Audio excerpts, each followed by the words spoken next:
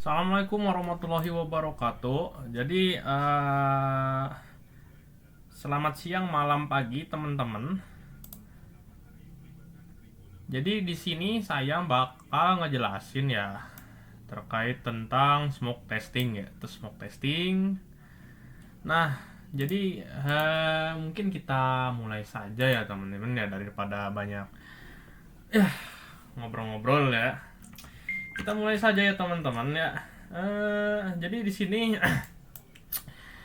sebelum kita lanjut ke smoke testing nih, jadi kita jelasin dulu nih apa itu smoke testing dengan bahasa sederhana ya. Nah, jadi gini teman-teman ya. Jadi pernah nggak sih teman-teman ini beli gadget gitu ya, gadget baru gitu. Terus tiba-tiba baru dicolok nih ya, baru dicolok itu ya tiba-tiba langsung meledak gitu atau kebakar gitu ya, ceger gitu. Nah, jadi kata sederhana ini ya yang tadi jelasin ini tuh adalah inti dari apa yang mau kita bahas ya, bahas hari ini gitu.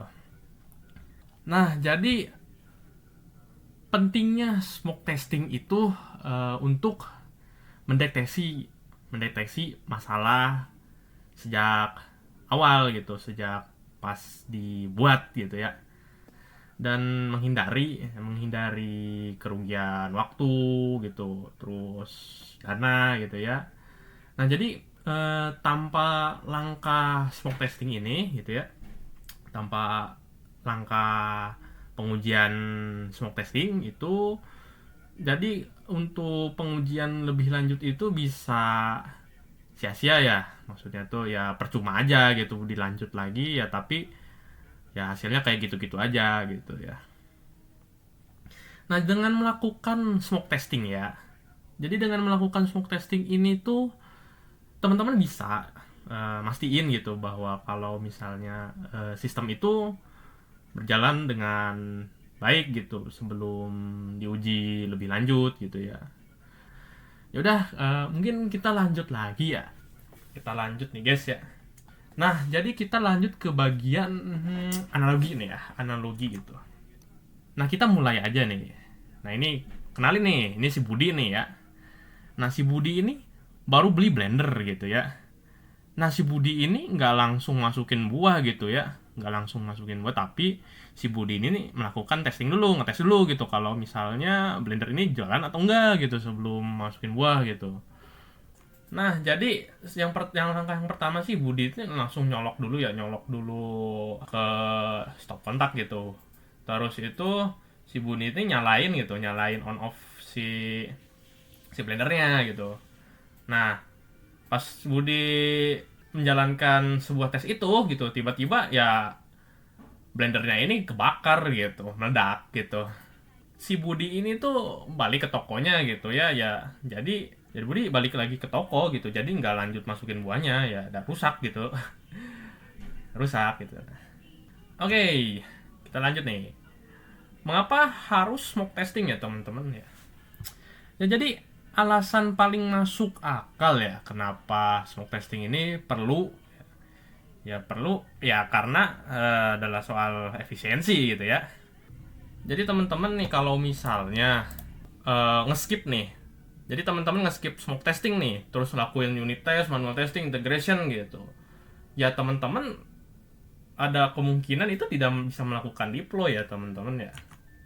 Ya padahal ternyata aplikasinya tidak bisa start gitu, servis utamanya mati gitu ya, koneksi ke dependensi terus pas ngebuitnya itu gagal gitu ya.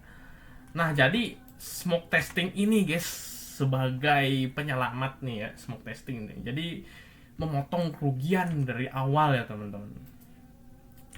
Ya karena gini guys, ya sekarang gitu, kenapa kita itu harus repot-repot gitu melakukan eh, testing ini gitu di setiap update aplikasi gitu, update software gitu ya. Jujur aja ya teman-teman ya, kebanyakan tim yang ngedevelop itu ya mau terlihat keren guys, keren dengan ngelakuin ngetes gitu, langsung ngetes fitur-fitur yang memang di luar nalar gitu. Tapi si developer ini tuh lupa pada hal dasar gitu. Ya jadi akibatnya apa? Yang pertama nih, salah satu contoh ya, kita balik lagi, efisiensi waktu dan uang gitu.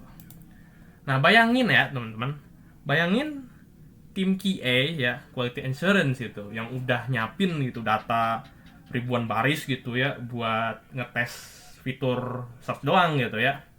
Jadi si QA ini udah ngumpulin data gitu ribuan, ratusan gitu ya buat ngetes fitur search gitu. Tapi ternyata itu si aplikasi pas dibuka ini langsung force close gitu. Ya jadi ya waktu QA yang udah nyiapin data ribuan itu ya terbuang sia-sia gitu. Oke, jadi kita bakal ngebedah kasus nih ya. Nah, kasusnya di sini adalah ya proyek saya sendiri gitu ya. Proyek Utsava Cinema ya. Nah, jadi proyek ini tuh menggunakan Laravel ya, framework Laravel. Nah, jadi konteks dari Utsava Cinema ini tuh adalah aplikasi streaming ya. Animasi stream anime berbayar. Nah, untuk tampilannya bisa dilihat di sini ya. Ya ini adalah tampilan home ya gitu ya. Tampilan home yang jadi di dalamnya tuh ada kayak sistem berlangganan dan ada fitur ya seperti watchlist gitu buat nge-save dari contohnya dari API-nya di save ke database ya seperti itu sederhananya. Nah, oke kita lanjut ya. Nah, jadi untuk struktur dari aplikasi ini dari project ini gitu. Jadi kita gunain controller ya tuh. Ini ya, controller. Ya, di sini ada admin anime, autentikasi, billing, stream, watch web dan lain sebagainya. Kalau konteksnya developer gitu, habis nge-push kode baru gitu, ya kita nggak mungkin ngetes semuanya gitu ya. Jadi kalau kalau ngelihat dari struktur folder ini kita nggak akan ngetes satu persatu kan dari ujung ke ujung gitu. Nah, kita pastinya menggunakan prinsip dari smoke testing gitu yang sebelumnya sudah dibahas gitu ya. Oke, kita lanjut ke contoh nih ya.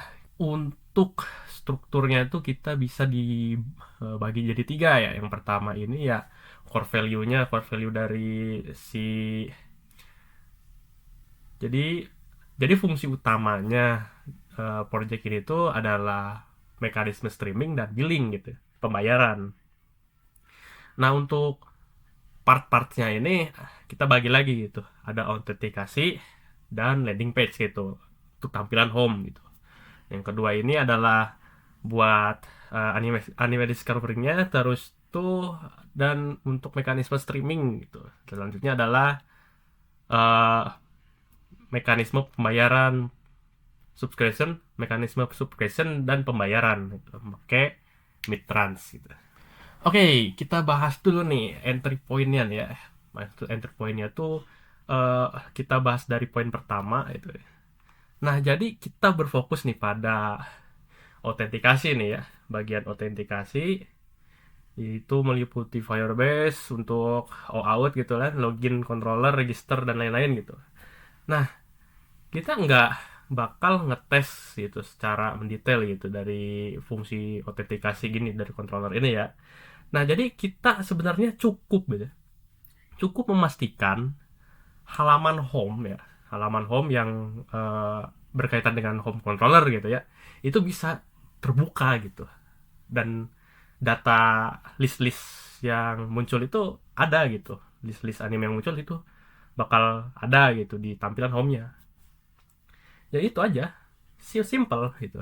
Nah, kalau misalnya halaman home-nya itu blank gitu ya. Kalau misalnya dia nge-return 500 gitu atau error gitu.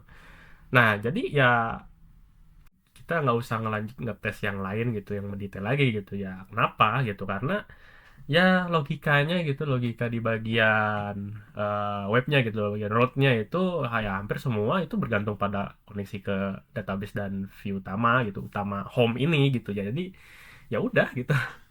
Ya itu intinya gitu. Jadi kalau misalnya tampilannya error nih, ya udah gitu, nggak usah dilanjutin gitu. Oke, kita langsung lanjut ke bagian core function ya. Jadi fungsi utama dari project ini adalah streaming ya, streaming gitu. Nah, jadi eh, di project ini tuh kita harus melakukan bagian smoke setting lainnya gitu, smoke setting pada bagian streaming gitu. Nah, contohnya nih, eh ini adalah tampilan gitu, tampilan yang ya untuk ngetes gitu kalau fungsi dari streaming ini tuh bekerja dengan baik gitu ya. Yang pertama ini kita pastinya untuk memilih episode lah ya, episode berapa aja bebas gitu ya, sederhana aja ini. Kalau misalnya berhasil tampil nih ya, kalau misalkan berhasil tampil seperti ini ya, itu ya udah berarti aman gitu. Jadi fitur-fitur dasarnya itu sudah berjalan dengan mulus ya.